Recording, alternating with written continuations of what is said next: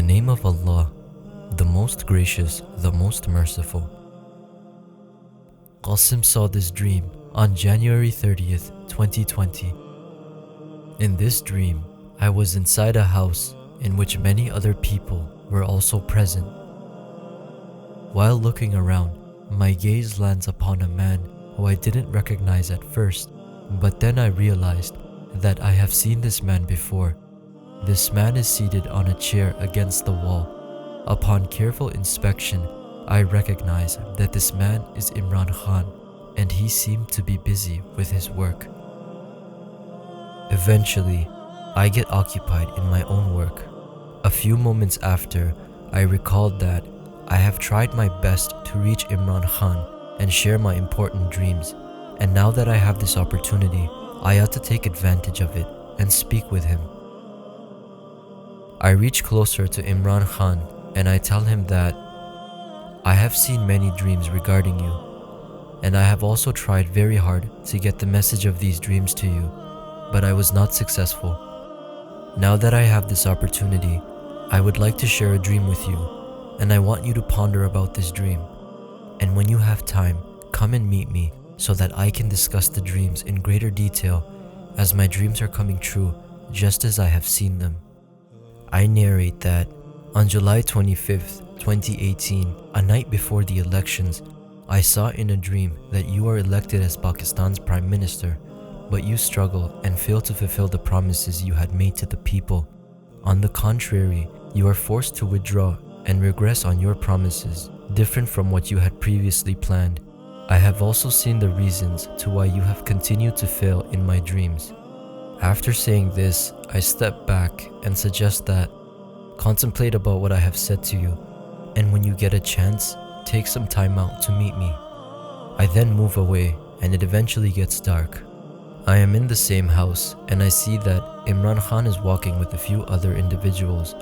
Upon seeing me, he approaches me and asks me, "So, tell me, what dreams have you seen?" I tell him, "Take some time out of your schedule and give me adequate time so that I can properly explain these dreams to you in detail." In that moment, I notice that he is not taking much interest, so I start explaining a little more of my dreams. I revealed that I have had more dreams about you. For instance, I've seen that the people surrounding you do not let you work, give you incorrect advice, and misguide you, and they report incorrect information regarding the progress of their work, when in reality, the opposite is happening in Pakistan. Within your party, there are opposing members who have formed internal rifts and groups, and the coalition members are also pressurizing you. I also state that I have not made up any of this information. I have seen all this in my dreams and have uploaded my dreams as I saw them on YouTube on earlier dates. If you wish, you can verify this information yourself. And I have also seen in my dreams that Usman Buzdar will cause the most damage to your party and hurt its reputation. Upon hearing this, Imran Khan realizes that I have proof for what I say, and he starts taking more interest in the dreams. He proceeds to further discuss with me. He asks, "What other dreams have you seen?" Nearby in the room, I saw 2 chairs, and we both sit on these chairs. As I begin to explain my dreams to him, I say that in the dream I saw on July 25th, 2018, I see that you have become the Prime Minister of Pakistan, but you encounter many difficulties and problems that you are unable to fulfill your promises. Internal party rifts, grouping, and pressure from the coalition also hinder your activity, and you become fed up of these circumstances. You also say, "Why are these people not letting me work properly?" Nevertheless, aside from these things, the most detrimental action that you have done was when you bowed down to prostrate to the shrine in Pakpatan, as it was shirk. And remember that you yourself said that you will not bow down in front of anyone except Allah. Upon hearing this, Imran Khan interrupts me and states, "No, I did not prostrate to a grave. I just kissed the floor, and people have taken this incorrectly and propagated against me." I responded by saying, "No. 2 days after you had prostrated, I saw another dream in which I was shown that even if someone bows, like performing a ruku, in front of anyone else except Allah, that person has also committed shirk. Recall that you yourself used to say, Iyaka na'budu wa iyaka nasta'in, and just to become the Prime Minister, you bowed down in front of someone other than Allah. This is the reason why you no longer have Allah's help, and you have also not repented or asked for forgiveness for your actions. I also saw in another dream that you prioritize on addressing the greater issues in Pakistan and reduce the current account deficit.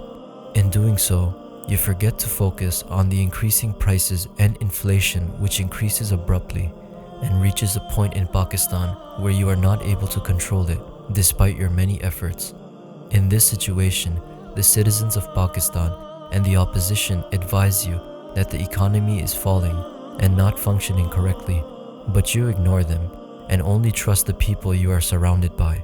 I have also uploaded this dream on YouTube at an earlier date.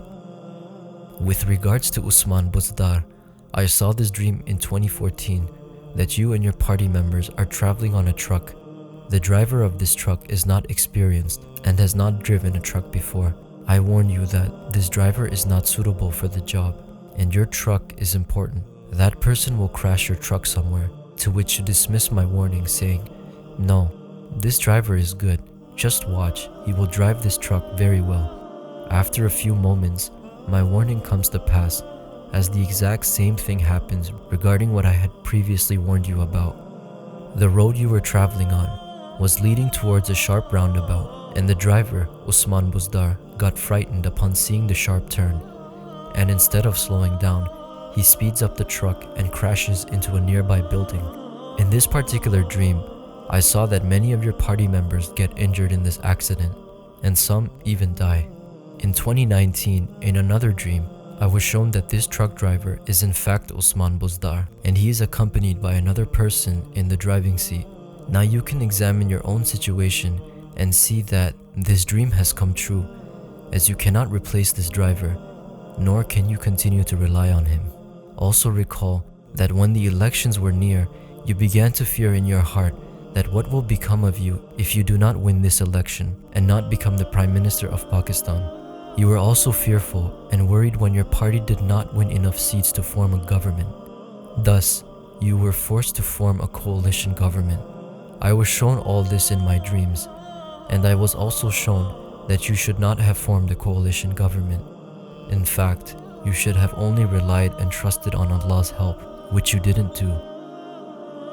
Upon hearing this, Imran Khan responds back, "The government cannot be formed unless you have a majority of the seats."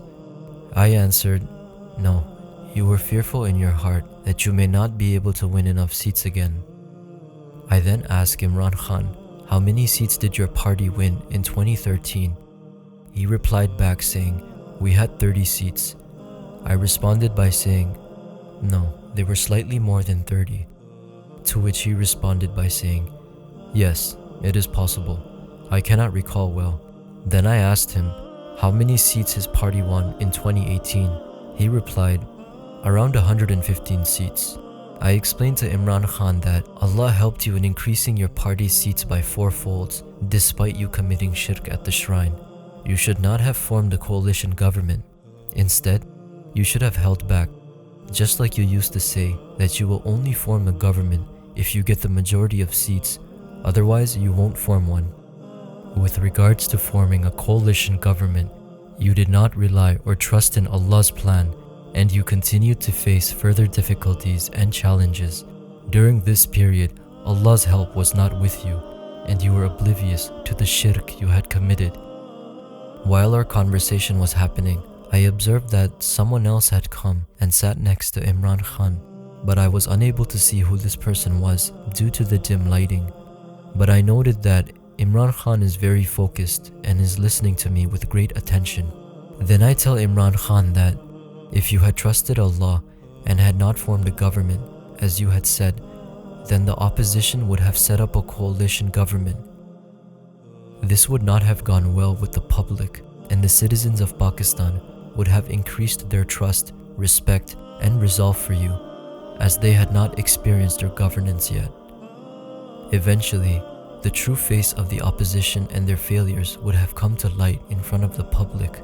They would have realized that the same people have returned to governance, have caused a rise in inflation, and the public would have witnessed their misconduct and the implementation of law and order. This would have given you the opportunity to recall the election, resign from the assembly, and reset the government with an increased support from the people and their added trust. Perhaps during a re-election, you would not get the simple majority, but you would get around 2/3 majority. Nonetheless, you did not trust in Allah, and your iman and faith weakened. Reluctantly, you compromised and formed a coalition government. Now, instead of the opposition being critiqued, your governance is critiqued. You should see what the common Pakistani today has to say about your government's failures. What have you achieved? What respect will you have if you lose your government today, or if the chief minister of Punjab is changed, or if something else happens? People will remember you as the worst prime minister in the history of Pakistan. They will recall your story, saying, once there was Imran Khan who came and made many great promises, but alas, he failed miserably.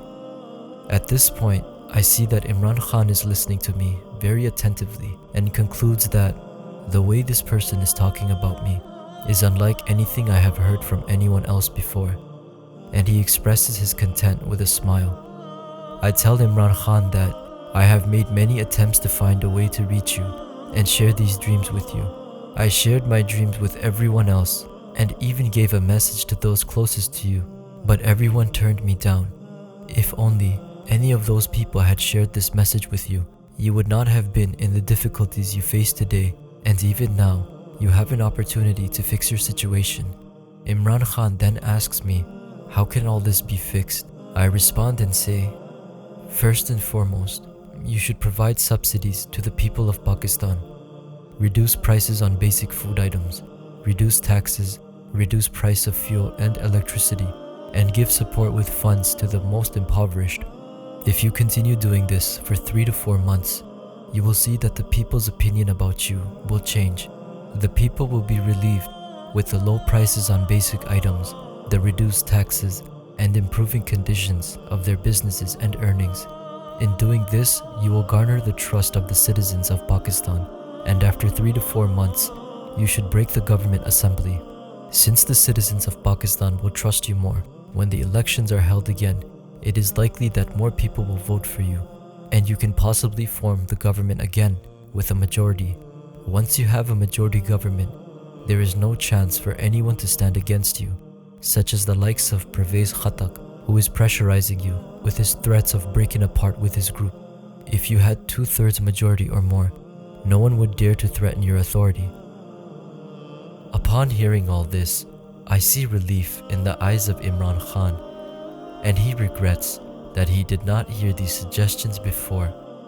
However, after hearing my suggestions about lowering the prices for 3 to 4 months, he interjects, stating that the IMF will not allow me to reduce prices and taxes for 3 to 4 months.